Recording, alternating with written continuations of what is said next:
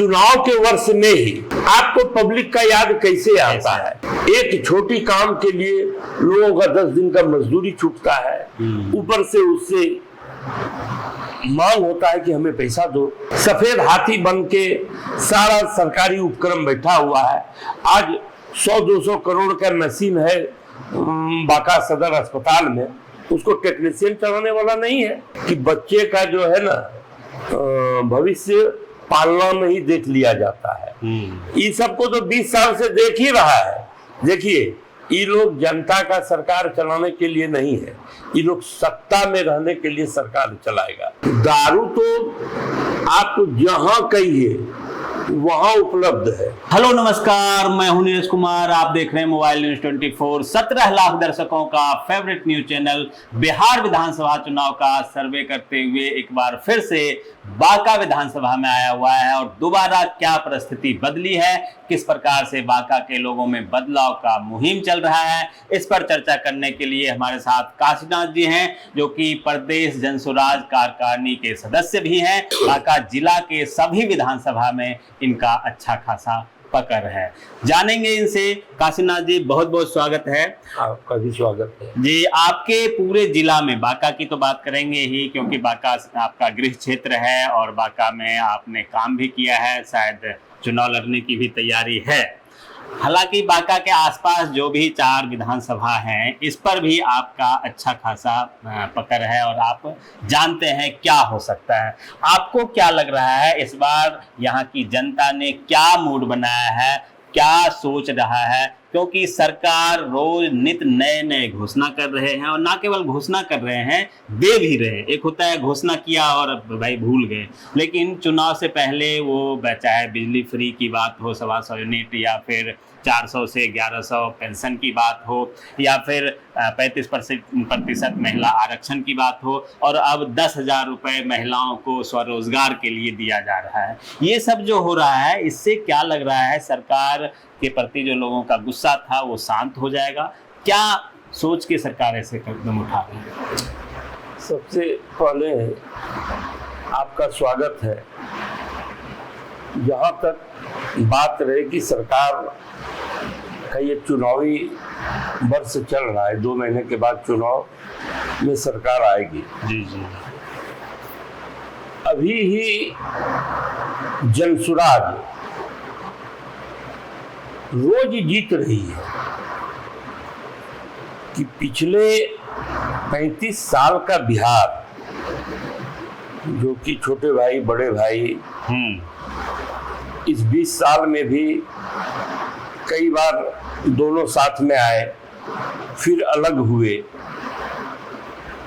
और लगातार जनसुराज जो हमारे सूत्रधार प्रशांत जी हैं, प्रशांत जी 3 साल से जो बिहार का दौरा कर रहे हैं और बार बार बिहार को विकसित बिहार बनाने के कार्यक्रम को लोगों के बीच में रख रहे हैं, तो उस चीज से आज सरकार डरी हुई है और नित नई घोषणा। आपके पास इतना समय था और आप आने वाले 2 महीने के बाद चुनाव है, तो ये प्रेशर है, और ये प्रेशर किसका है? प्रशांत जी का।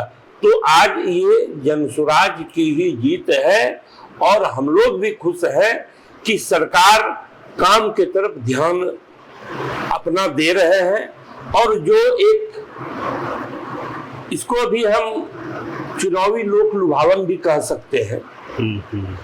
बिल्कुल, आप लोगों के दबाव में जो सरकार ये सारा चीज कर रहे हैं, और ये छोटी छोटी जीत है, बड़ी जीत के बारे में आप लोगों ने क्या तैयारी की है? हम लोग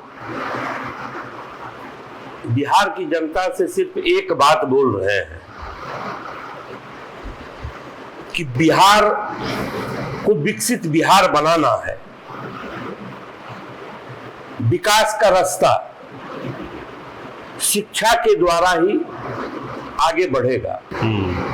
हम लोग बार बार कह रहे हैं कि बांका एक ऐसा जिला है जो कि यहाँ पर जमीन जंगल बहुत है, जहां पर कि कल कारखाने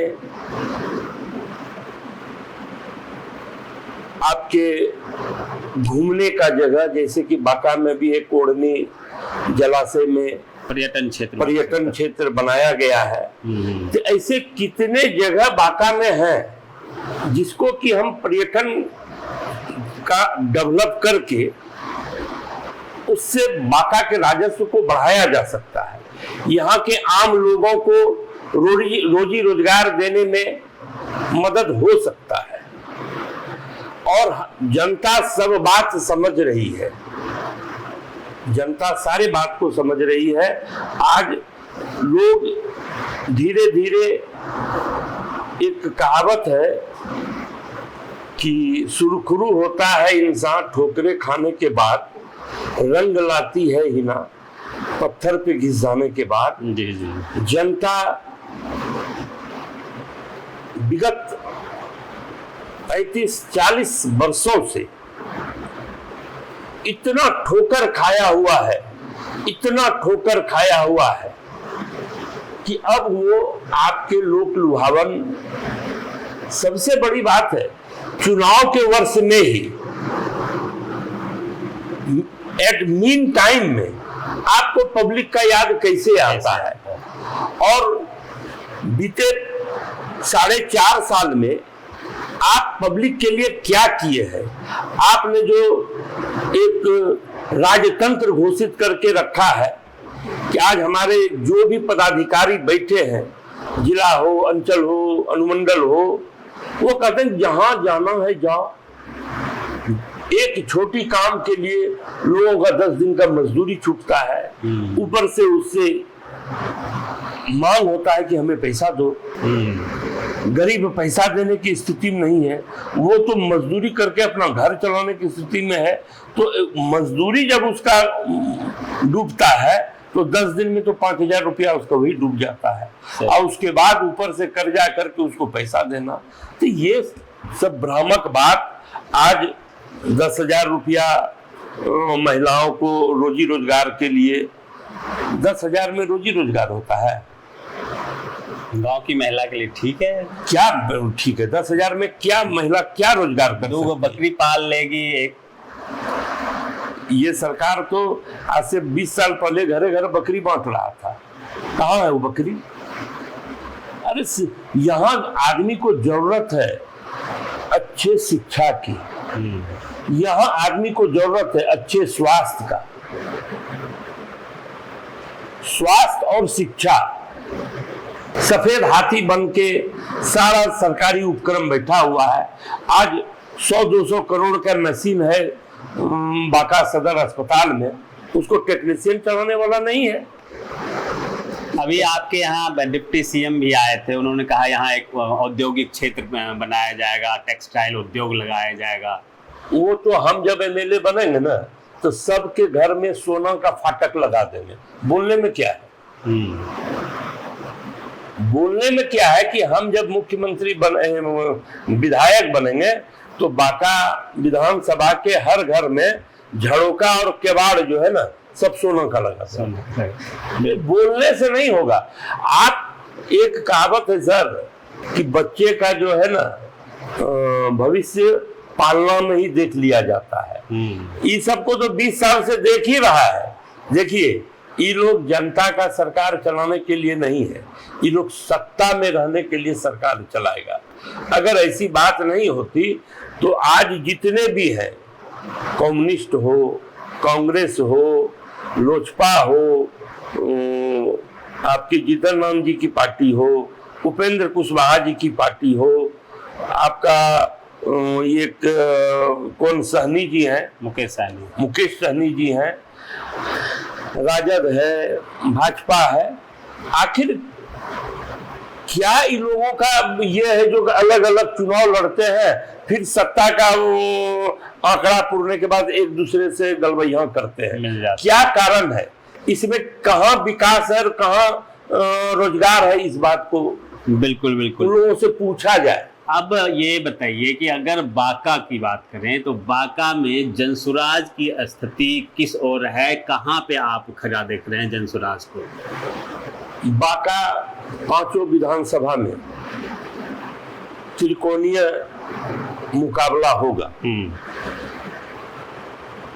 पांचों विधानसभा बांका जिला में जो है, बांका लोकसभा के अंदर 6 विधानसभा आती है, सुल्तानगंज में इसमें आता है, लेकिन बांका जिला में जो 5 विधानसभा है, सारे जगह पर त्रिकोणीय मुकाबला होगा। लोग यहाँ उब चुके हैं।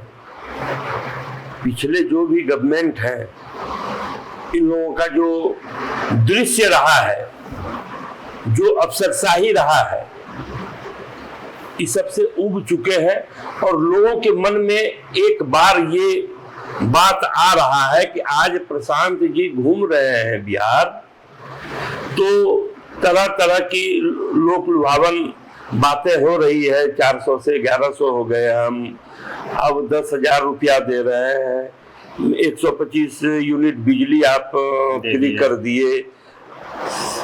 जितनी भी बातें हो रही है, घर घर पर्चा बांटा जा रहा है। अभी का पर्चा में क्या है, बोलिए क्या है? वही सारा चीज है जो आप लोग पहले कहते आ रहे थे। उसमें एक चीज नहीं, एक मतलब कि उसमें दारू फ्री नहीं है। बस दारू तो आप जहां कहिए वहां उपलब्ध है। जो फ्री था, जो बिहार को राजस्व भी आ रहा था, उस पे बट्टा लगाने के लिए, चूना लगाने के लिए आज माफियाओं के हाथ में दे दिया। क्योंकि सरकार को माफिया की आवश्यकता है, माफिया के हाथ में है। बालू माफिया के हाथ में है। आए दिन पुलिस के साथ लोकल बॉडी जो है पथराव करता है, गोली चलाता है।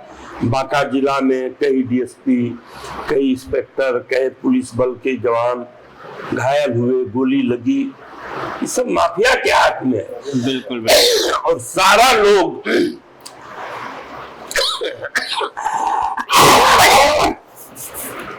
लोग सरकार के चट्टे बट्टे हैं। एक आम आदमी को पुलिस से लड़ने की हैसियत नहीं है। ये सारा लोग सरकार का चट्टा बट्टा है। कोई मंत्री के लोग हैं, कोई उप मुख्यमंत्री के लोग हैं, कोई सांसद के लोग हैं, कोई विधायक के लोग हैं।